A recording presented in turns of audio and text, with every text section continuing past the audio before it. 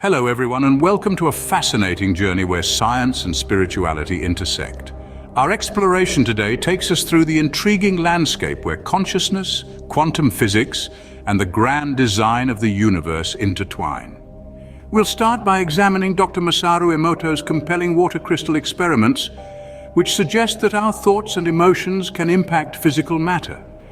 Then, we'll delve into the concept of manifestation and the observer effect in quantum mechanics. Following this, we'll ponder the fine-tuning of the universe and the anthropic principle, both of which hint at a cosmic designer. We'll also discuss the uncanny phenomenon of quantum entanglement and its implications for universal interconnectedness. Finally, we'll touch upon quantum consciousness theories, which propose that consciousness itself might be a quantum process. Each of these subjects offers a unique perspective on the possible existence of a supreme universal consciousness or God. So, let's dive into the mysteries of the universe together. Our journey begins with Dr. Masaru Emoto's intriguing experiments. Emoto, a Japanese researcher and author, embarked on a unique quest to understand the influence of human consciousness on the physical world. His laboratory was not filled with the typical science paraphernalia. Instead, he used water, the most receptive and essential element of life on Earth. Emoto's experiments were simple, yet profound. He exposed water to various forms of stimuli such as words, thoughts, and music. Words of love and gratitude, soothing melodies, and positive thoughts were among the stimuli used. After exposure, he froze the water, creating an icy tableau to capture the response of the water. When Emoto examined the frozen water under a microscope, he discovered something extraordinary. The water exposed to positive stimuli formed beautiful symmetrical crystals. They were intricate, harmonious, and resembled beautiful snowflakes.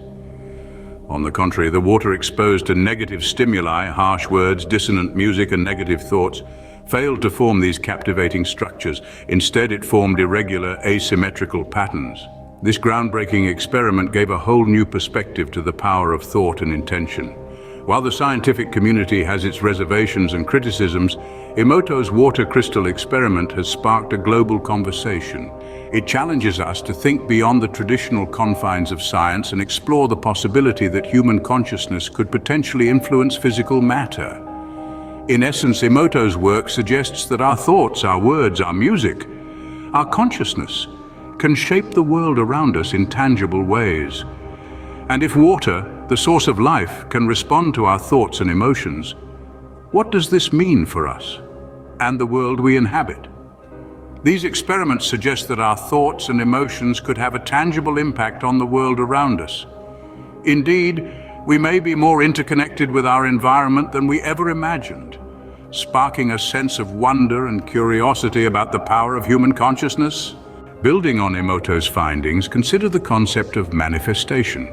This idea posits that our thoughts, desires, and intentions have the capacity to shape our reality. It's a notion that has intrigued philosophers and scientists alike, spurring a multitude of theories and experiments. One such experiment takes us to the realm of quantum mechanics, where the observer effect has turned heads. In the famous double-slit experiment, particles behave differently when observed, suggesting that the mere act of observation could influence the outcome. This finding raised a tantalizing question.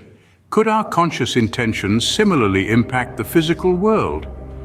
This theory intertwines beautifully with the idea of a universal consciousness, a concept that suggests a responsive, all-encompassing awareness permeating the universe. If such a consciousness exists, could it be responsive to our thoughts and emotions? Could our personal realities be a manifestation of our conscious and subconscious intentions, interacting with this universal consciousness?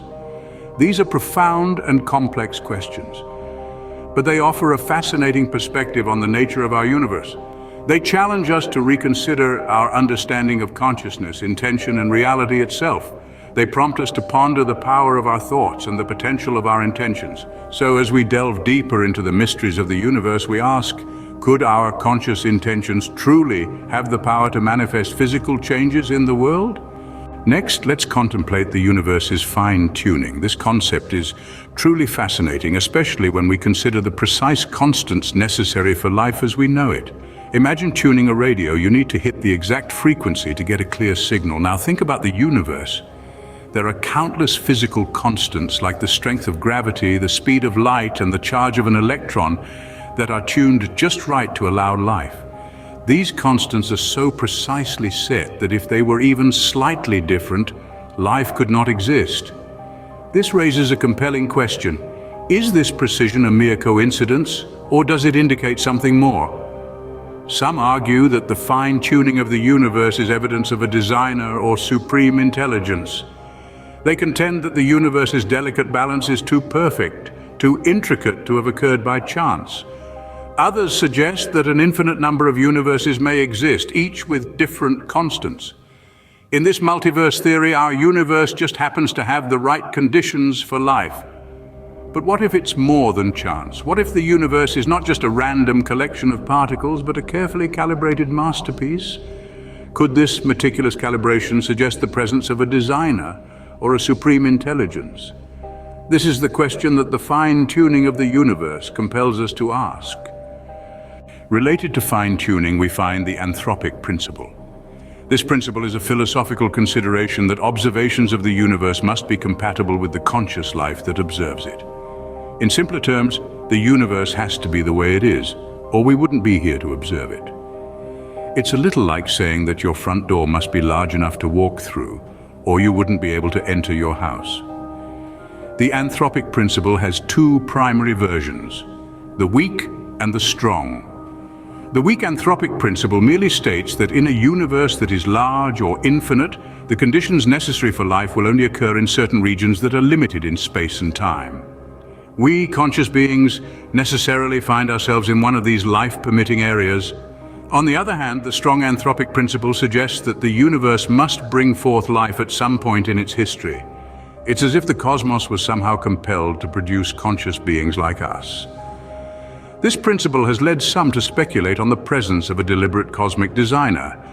After all, if the universe appears custom-made for human life, could that be a mere accident? Or might it point to a purposeful design, a grand cosmic plan? This principle hints at the idea that the universe appears custom-made for human life. Turning to quantum mechanics, we find the phenomenon of entanglement.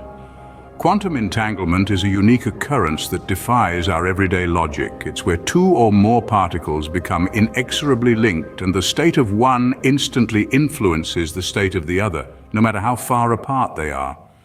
This isn't just a theory, it's a fully tested and proven element of quantum physics. Now, why is this significant? Well, it suggests that everything in the universe is interconnected on a fundamental level. It's like a vast, invisible web binding the cosmos together. This isn't just about particles, it's about everything that those particles make up. Stars, planets, you, me, the screen you're watching this on. If you think about it, this entanglement could be the key to understanding the universe's profound interconnectedness. It's almost as if there's a hidden layer to reality, an unseen dimension where distance and separation are illusions. So what does this mean for our exploration of science and spirituality? This interconnectedness, this spooky action at a distance, might be a hint towards a universal consciousness.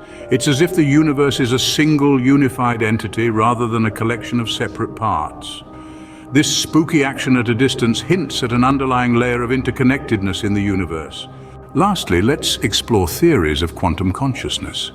These theories are a fascinating blend of neuroscience and quantum mechanics, suggesting that consciousness might not be a mere byproduct of complex computation in the brain. Instead, it could stem from quantum processes within the brain's neurons.